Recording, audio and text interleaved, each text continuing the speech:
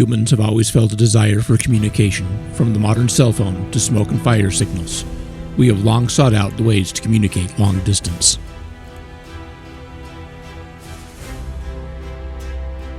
This is part one of several videos on what brought the mythic Old West to the end, the technologies that changed how information moved.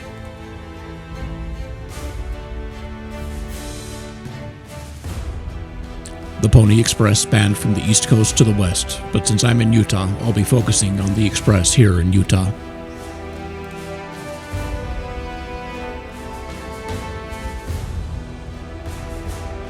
When the West was first settled, not only by the Mormons in Utah, but the 49ers gold rush in California, the desire for information was strong.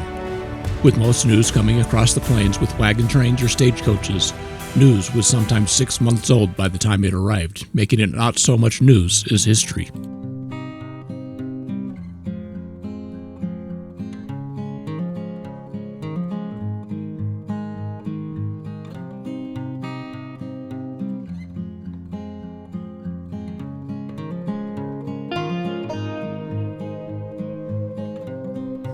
The Pony Express wasn't the first attempt at changing this.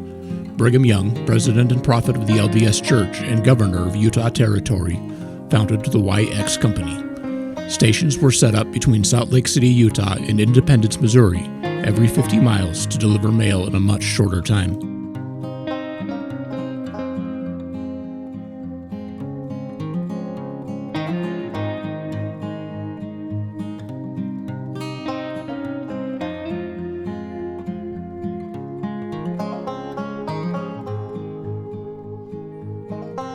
The YX Company operated for about 6 months and was the most efficient mail delivery system the United States had seen.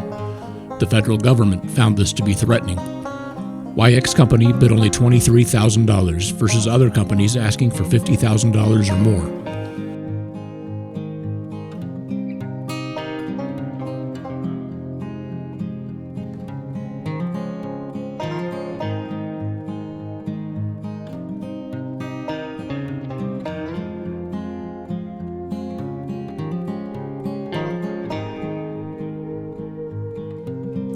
YX was the sole provider of mail service. The church had ownership of the horses, the stations, and the riders. It created a monopoly with the Mormons, which the government didn't like.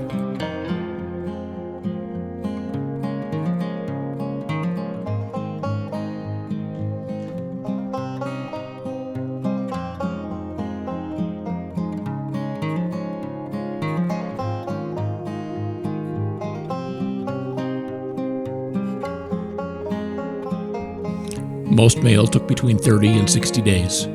YX Company cut that time down to 20 to 25 days regularly. Instead of the stations of the Pony Express, the YX stations had small farms with blacksmith shops and storage.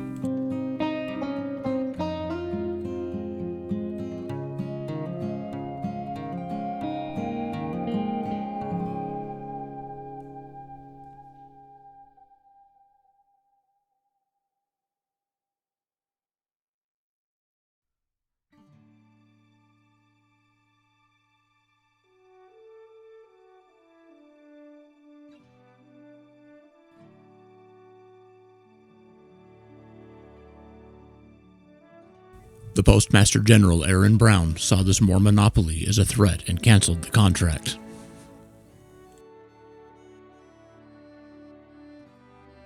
In 1857, Johnson's army was on the march to bring the unruly territory under control.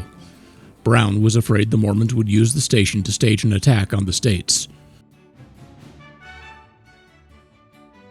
Brigham Young instructed the station keepers to burn their stations down and retreat to Utah. Young didn't want the army using these stations to sustain their march.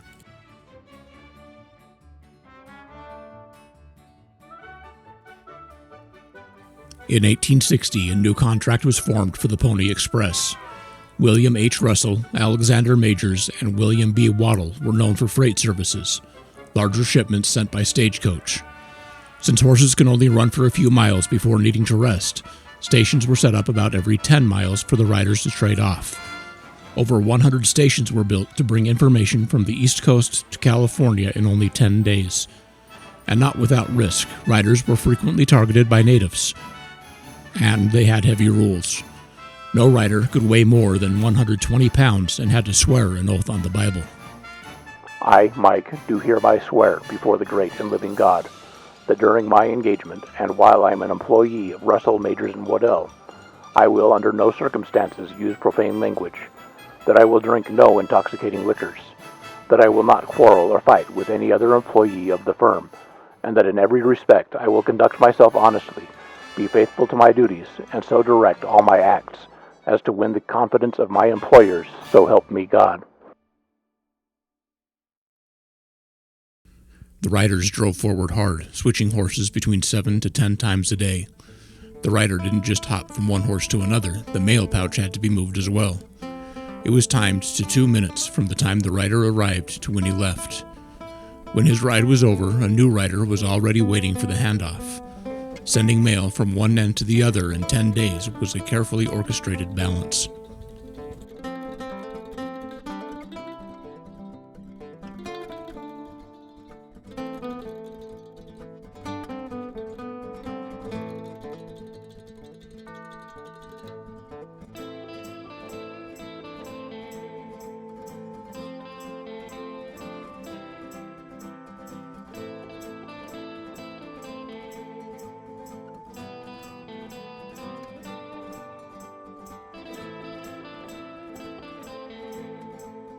Aunt Libby Horace Rockwell was a noted figure on the trail. Never having children of her own, she kept dogs for company. 4 of them, Jenny Lind, Josephine Bonaparte, Bishop, and Toby Tyler, are buried here at the Lookout Station, along with 2 men and a young man from an older expedition.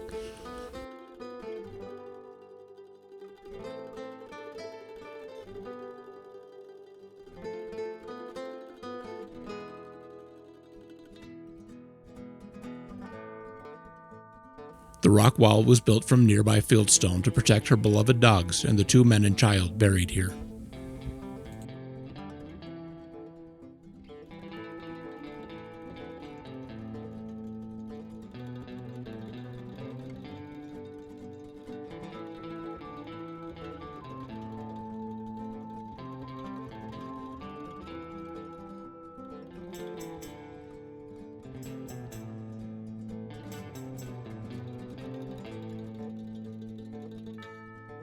Wild Bill Hickok's fame began on the Pony Express.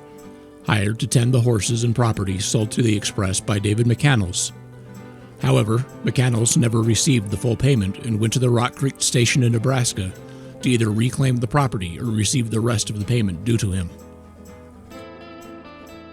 This is an area where history gets murky. Some accounts say McCannell arrived with his son, cousin, and a hired hand and kicked down the door. Hickok's quick reaction saved the lives of several people. Some say Hickok was behind a curtain or some kind of partition when McCannels entered. He was charged with murder, but was found not guilty on grounds of self-defense. It was the first time the West heard the name of the man who would become its most famous lawman. The Pony Express wasn't cheap. $5 for half an ounce. That's about $250 today. They later reduced it to about $2.50, then finally $1. The venture was a financial failure, costing the founders $75,000, about $3 million today. Buffalo Bill famously had routines about the Pony Express in his roadshow, but no records exist that he actually worked for the Pony Express despite repeated claims that he had.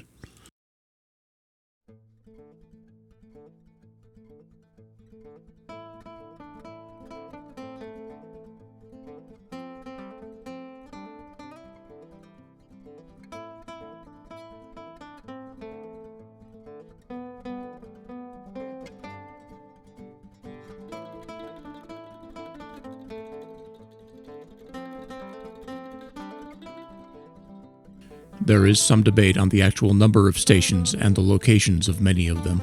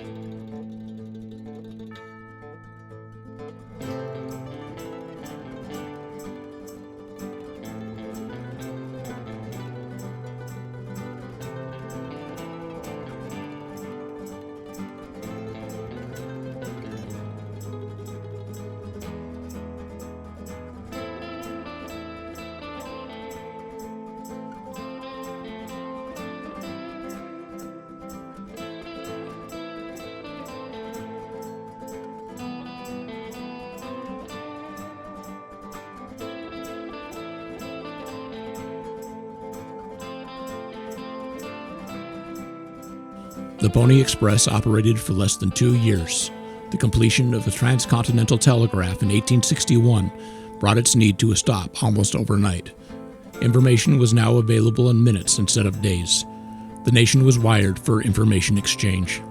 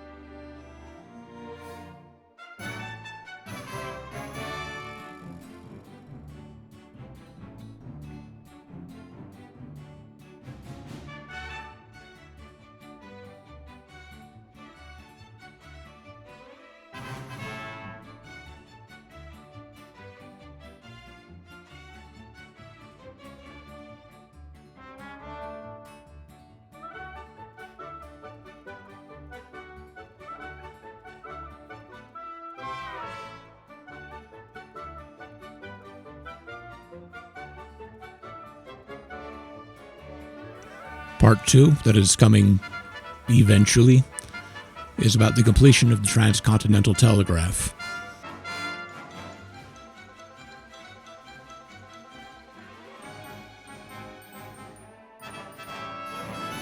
At the end of this trip is one of the neatest little towns in Utah, known as Callio.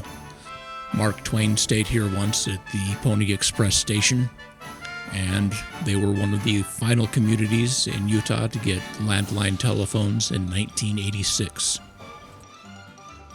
Thank you for joining me again, and I'll see you out there.